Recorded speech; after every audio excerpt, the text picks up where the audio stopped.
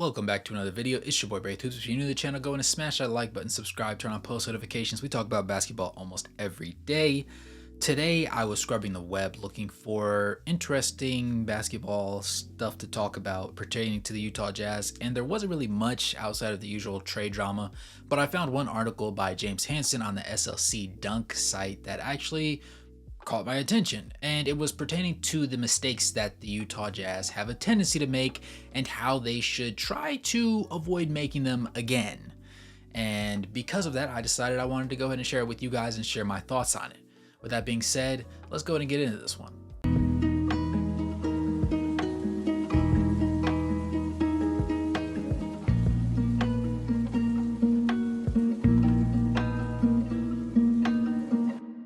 So his first thought was to pick a lane for once.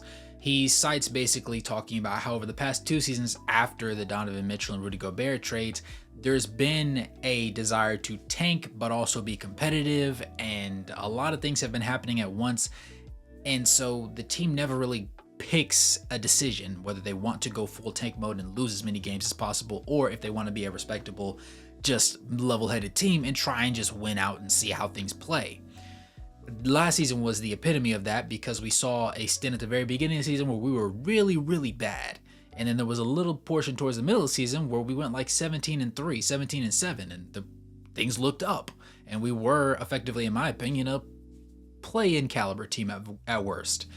But then they decided at the trade deadline, let's go ahead and trade away Simone Fontecchio, let's trade away Ochai Agbaji, let's trade away Kelly Olynyk, and let's go ahead and take on a little bit of draft capital, some young guys or some guys that we can either just waive or just won't be here at the end of the season, and we'll go from there. And then, you guessed it, they also decided to sit Lauri Markkanen for a substantial period of those last 25 games this season, and then the team just bottomed out. And it did end up playing out the way that it needed to, obviously, as it allowed us to get Cody Williams, Kyle Filipowski, and Isaiah Collier, but those 3 guys weren't even supposed to actually fall to us this year in the draft. We were actually supposed to find ourselves in more preferable waters, if that makes sense.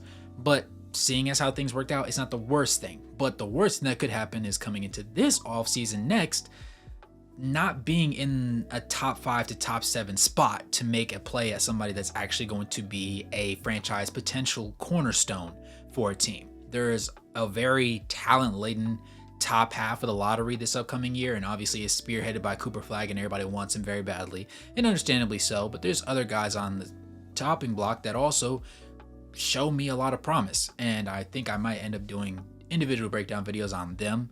I might just do an overall reaction of different game tape that I've come across. But the point of it all is, in order to actually pick there, you have to give yourself the best odds. And there is also that off chance where you end up like teams last year, where Atlanta ended up getting the #1 pick and they just barely missed the playoffs. They weren't a bottom tank team. They were just mediocre, put in my mind at the very least. So there is always going to be that opportunity for you to miss out, and then somebody ends up getting it that really was just a regular basketball team. It does happen.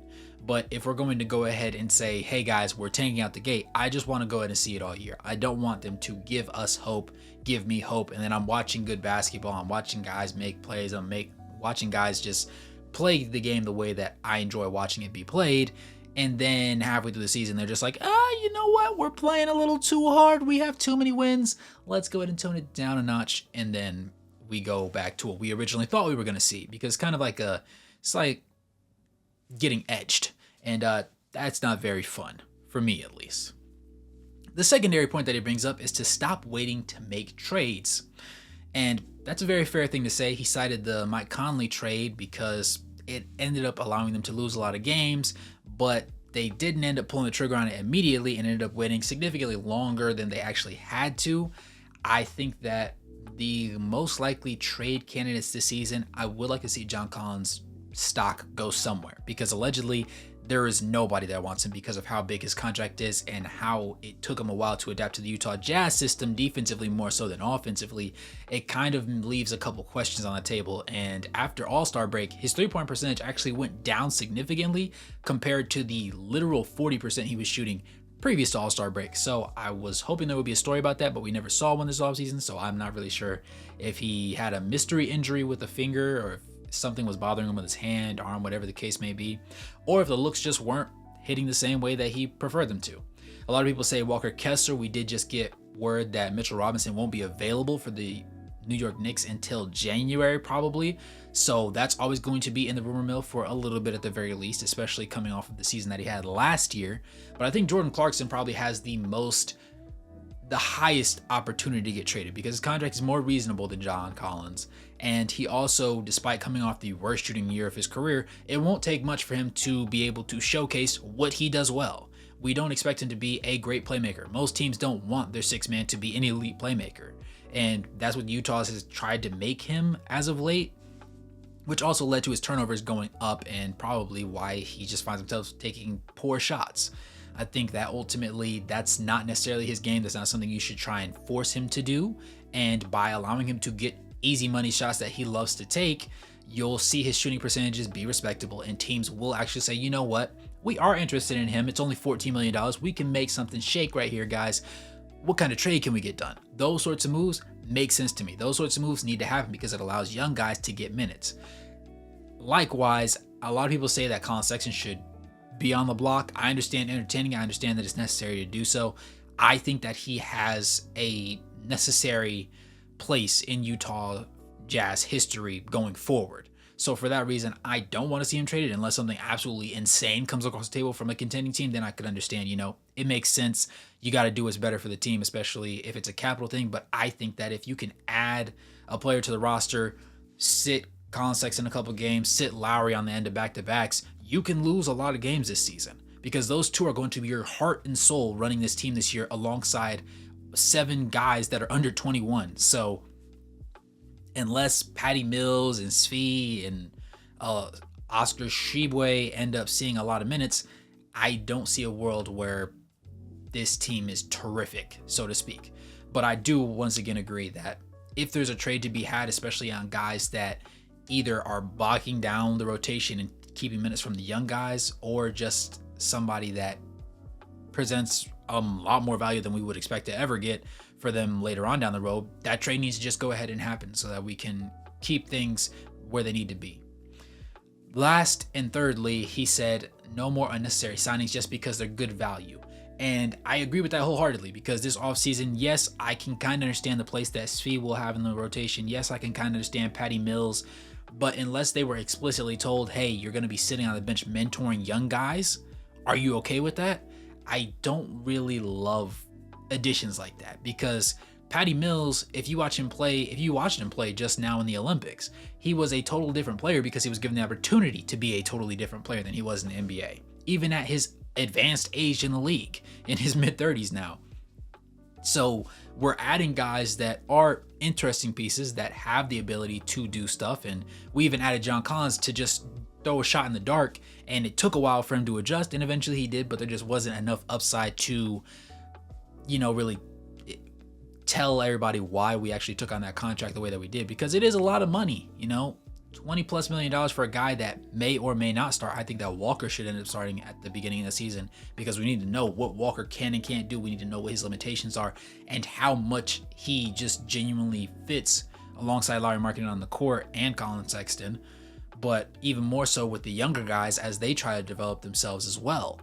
However, I think that adding on additional signings that aren't necessary or that have us scratching our heads is pointless, even if it is a good pickup on paper, even if it makes sense on paper, because wow, it was just so easy to add these guys to our bag, to add them to our books. We're still under the salary cap. Yeah, that's cool and all, but at the same time, we need the right guys playing minutes. If we have a bunch of young guys because we have 1.5 million draft picks and we have added them to the roster, I just want to see us go ahead all the way down, balls to the wall, and run those guys minutes. Because if we give the young guys minutes, number one, we're going to lose probably a lot of the games because we're just simply not going to be as talented as the other 5 that are going to be on the floor at any point in the game.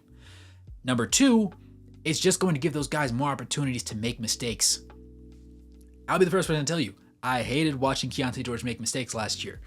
But it was more so because I felt like we were trying to force him be somebody that he wasn't, or somebody that he just wasn't comfortable being. Now, that is necessary. You need to make your rookies uncomfortable. You need to make your young guys learn and grow. That is that is by nature something that must happen at the highest level of basketball. But there's also mistakes that are necessary to be made. There are shots that need to be taken. There are fouls that need to be had. There are technicals that need to be caught. There's different social situations that need to happen on the court, different learning curves that need to be hit. And the sooner you hit them when you don't have expectations, the easier it's going to be to adjust when there are expectations.